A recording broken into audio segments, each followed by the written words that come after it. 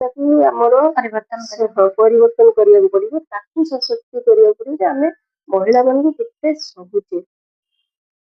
ସେମାନେ ଯଦି ଆମକୁ ଏତେ ସହି ପାରୁଛନ୍ତି ଆମେ କାହିଁକି ତାଙ୍କ ପାଇଁ ସହିପାରିବା, ତାଙ୍କ ପାଇଁ ଆମେ କାହିଁକି କରିପାରିବା।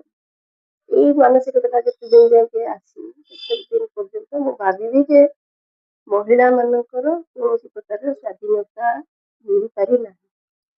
ଦ୍ୱିତୀୟ କଥା ହେଲା, ଯୋଉଭଳି ଭାବରେ ମହିଳା ମାନଙ୍କ ଯୋଉ ଦୁଷ୍କର୍ମ ହଉ ଏସବୁ ଯୋଉ ହଉଛି, ଆମେ ଯେତେବେଳେ ଝିଅଟିଏ ଜନ୍ମ ହଉଛେ ତାକୁ ଆମେ କହୁଛେ ଯେ ତୁ ବାହାରକୁ ଯିବୁନି, ଆମର ସଂସ୍କାର ଶିଖଉଛେ ଏଇଟା କହିବୁନି, ଜୋରରେ ହସିବୁନି, ଯିବୁନି, ସନ୍ଧ୍ୟା ପରେ ଯିବୁନି, ଏତିକି କହୁଛେ।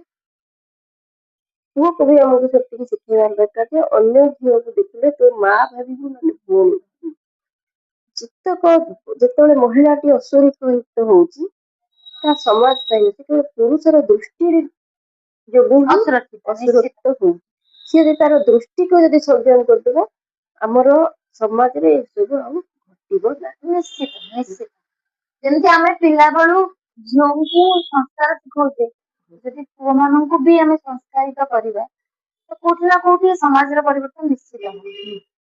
ଲେଖନୀ ଭିତରେ ଆପଣ ଏତେ ଲେଖିଛନ୍ତି, ତା ବାଦ ଆପଣ ନିଶ୍ଚିତ ପଢିଛନ୍ତି, କିଛି ଆପଣଙ୍କ ପ୍ରିୟ ବହି ଅଛି କିମ୍ବା କିଛି ପଂକ୍ତି ଅଛି ଏମିତି ଯୋଉଟା ଆପଣଙ୍କ ହୃଦୟକୁ ଛୁଇଁଥିବ? ମୋର ହୃଦୟକୁ ଛୁଇଁବା ଭିତରେ ଗୋଟେ ଯୋଉ ଆମର ଅଛି, ଯୋଉ ଚାଲିବି ଚାଲିବି ନ ପଡିବି ଫୁଟିବା ଆଗରୁ ଆଖି, ତ ତାକୁ ମାନେ ସବୁବେଳେ ସେଇଟା ସକାଳୁ ଉଠିଲେ ବି ସେଇଟା ମୁଁ ଇଏ କରେ ଯେ ମୁଁ ସମୟ ବହୁତ କମ୍ ସମସ୍ତଙ୍କ ପାଇଁ। ଭଗବାନ ଦେଇଛନ୍ତି 24 ଘଣ୍ଟା, ସେ 24 ଘଣ୍ଟାରୁ ଆମ ପାଇଁ ସେ ଆଉ 1 ଘଣ୍ଟା ବଢେଇବେନି କି ଆମେ ତାଙ୍କ ପ୍ରିୟ ଲୋକ ନୁହଁ।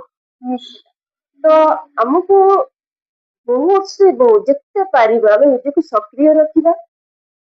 ଆମର କାମ ପରିବାର ପ୍ରତି ଦାୟିତ୍ୱ ଅଛି, ସମାଜ ପ୍ରତି ଦାୟିତ୍ୱ ଅଛି, ଏଇ ଯୋଉ ପ୍ରକୃତି ଯୋଉ ଯାହା ଉପରେ ଆମେ ଛିଡା ହେଇଛୁ ତା ପ୍ରତି ବି ଆମର ଦାୟିତ୍ୱ ଅଛି, ମାଟି ପ୍ରତି ଦାୟିତ୍ୱ ଅଛି, ଆମ ରାଜ୍ୟ ପାଇଁ ଅଛି, ସେ ଆମକୁ ସମାଜରେ ଗୋଟେ ପ୍ରତିଷ୍ଠା ଦେଇଛି, ରାଷ୍ଟ୍ର ପାଇଁ ବି ଅଛି।